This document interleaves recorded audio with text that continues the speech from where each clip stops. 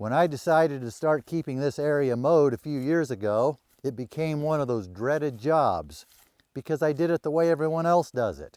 I mowed it, then it grows back. I mow it, then it grows back. It becomes a never-ending job.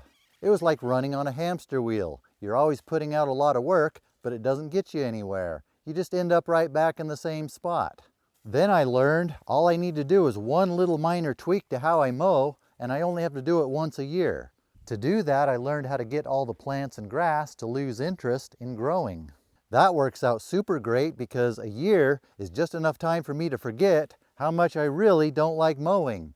Instead of dreading mowing, I'm looking forward to it thinking, oh, this is going to be great. By the time I'm done mowing, I remember, oh yeah, I really don't like mowing. But that's great because then I can think, I don't have to do this again for a whole nother year. Now that I'm done for the year, I leave this place, I go by other people's places, they are continuing to mow, it grows back, they mow it, it grows back. Seems like it never ends. I don't mind working, actually I like work. I just don't like having to do the same work over and over and over again just to maintain what I have. I like to minimize the amount of repetitive work I have to do over and over and over again. I think that was redundant. Repetitive work I have to do over and over again. Do over and over again and just keep landing right back in the same spot, right where I started. If I can do less work where I'm just spinning my wheels, not getting anywhere, I can spend more time working on things that actually move the needle forward. I can spend more of my time making life better, making the property better, making business better. I can spend more time making things more better. Or as Jeremy Reber would say, making things more gooder. Recently I made a video about how people will often get a piece of rural land, then they enter themselves into a huge epic battle against nature. Because of the way they set things up and the things they try to do on their land, they're always going to be fighting against nature.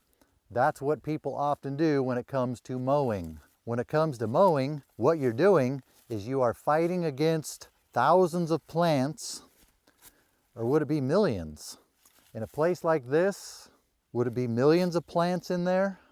Either way, it's a whole hork ton of plants that want nothing more than to grow up and reproduce. Which you can't blame them for that. You know how it is.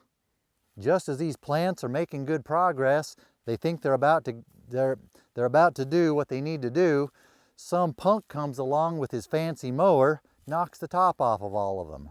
Just because they got shot down doesn't mean their desire to produce seed, to produce the next generation, is going to go away. It's like that obnoxious guy at the bar who just won't take no for an answer.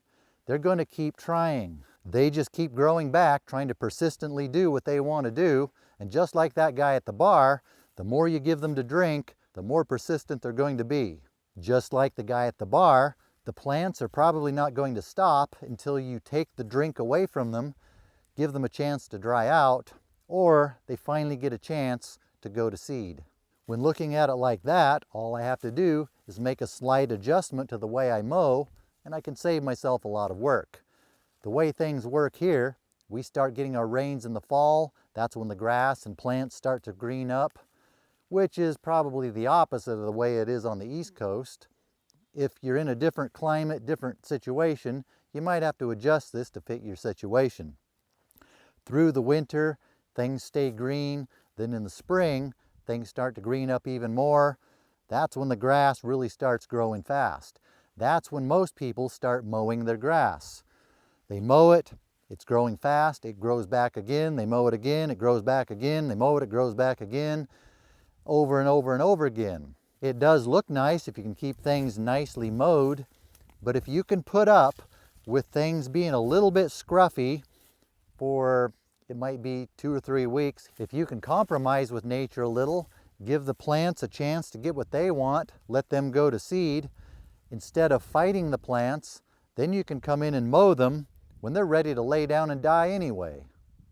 Somewhere I may have heard somebody say something like, if you can find situations where you may have to compromise a little bit on what you want to create a win-win situation, sometimes that win-win situation can bring you far more benefits than what you had to compromise on. Aside from saving myself a whole lot of work, there are other benefits to doing it this way too. From about the end of January through May, this whole area gets full of wildflowers. They go in stages. One type of plant blooms, then another type of plant blooms, several months of wildflowers. By allowing those plants to reproduce before mowing them, I get to continually have a field of wildflowers. Great for the pollinators. Eventually, those go to seed. It produces all this seed, produces food for wildlife. This is a wildlife-rich area, partly because I'm working with nature instead of trying to fight against it. A botanist who was out here looking at all the plants was very impressed with the diversity of native plants I have here. If I was to continue to mow while the plants are trying to grow, I would likely only favor the plants that are tolerant of being mowed while they're trying to grow. The rest of the plants that need to go to seed to produce next year's generation would likely die out. Nature already has a time of the year for these plants to die.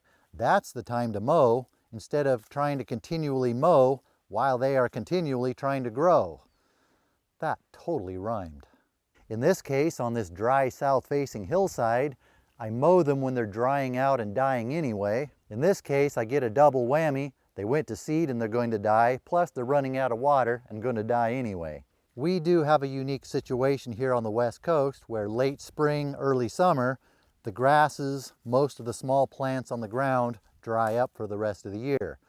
It's common we'll see little if any rain until usually the fall, October, November. On the East Coast, eastern US, where it's a different situation, you actually get rain during the summer, where grass actually grows during the summer. It's a different situation there. It might not be as straightforward as it is here. But if you waited for your vegetation to grow up and go to seed, then mow it, would that at least slow it down? I don't know. You're gonna have to figure that out for yourself, because I'm over here, you're over there. Not a whole lot I can do from here. Obviously, this is not something you would do with a lawn, especially if you're in an HOA. If you tried to pull something like this in an HOA, they would probably send Super Turbo Karen out to make sure you mow your lawn. Lawns.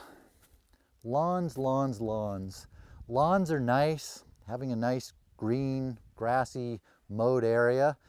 But that's one of those situations where humans have a tendency to get themselves into situations where they have to do a whole lot of work just to make sure they continue doing a whole lot of work. All the work of keeping the grass growing, keeping it green, just so they have to continually mow it every week. Lawns are nice, but I wonder about lawns sometimes. There are some people, when they see someone trying to avoid or trying to save themselves work, they think, that person's lazy.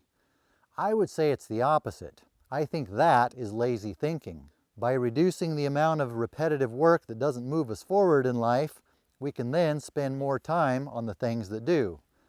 But then there are some people who really enjoy mowing.